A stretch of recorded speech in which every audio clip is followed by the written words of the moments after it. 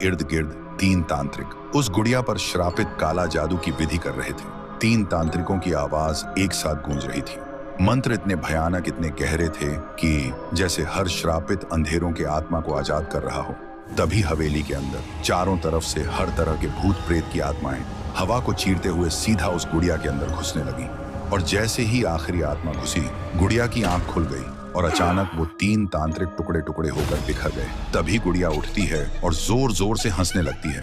उसका हंसना इतना तेज, इतना खौफनाक कि पूरा ग्रेवयार्ड कांप उठता है। और पैदा हुई शैतानी रूह से भरी एक राक्षसी गुड़िया। फिर एक दिन गांव के कोने में दो छोटी बच्ची गाना गाते गाते खेल रही थी। तभी वो गुड़िया आती है और दो बच्चों का गाना चुपचाप एक अजीब सी मुस्कान के साथ सुनने लगती है। उसकी हरकतें एकदम अजीब थीं और जैसे ही बच्चों ने उस गुड़िया को देखा, उनका गाना एकदम बीच में रुक गया, क्योंकि इससे पहले उन्होंने कभी चलती हुई गुड़िया नहीं देखी थी। अगले ही पल वो गुड़िया दोनों बच्चों के करीब आई और उनका खून चूस कर दोनों को मार देती है।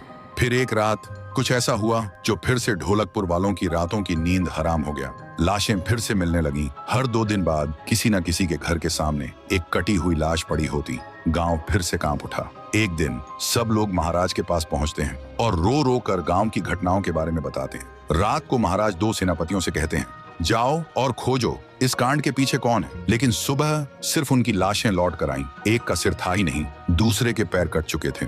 महाराज समझ गए कुछ तो लौट आया है, कुछ जो सिर्फ मौत का खेल खेल रहा है। और फिर कहते हैं, अब इस जंग का सामना मुझे ही करना होगा। उसी रात महाराज चुपके से गांव में आते हैं और एक पेड़ के पीछे खुद को छुपा लेते हैं। और ठीक रात के 2:30 बजे अचानक कहीं से धुआं छा जाता है और उस धुएं के अंदर से एक आवाज आती है,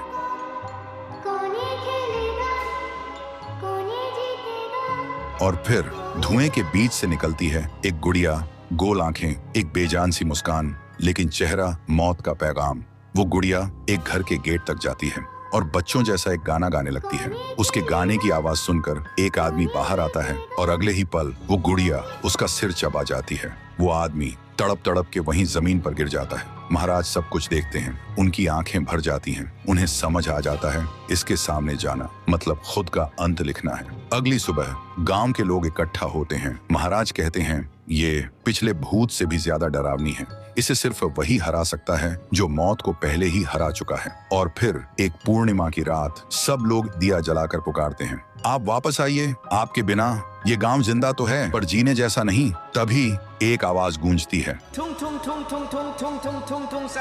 और उसी देह की आग से एक जलता हुआ पेड़ बनने लगता है और उसी पेड़ में से ठुन ठुन ठुन साहुर निकलता है। तभी फिर से वही धुआं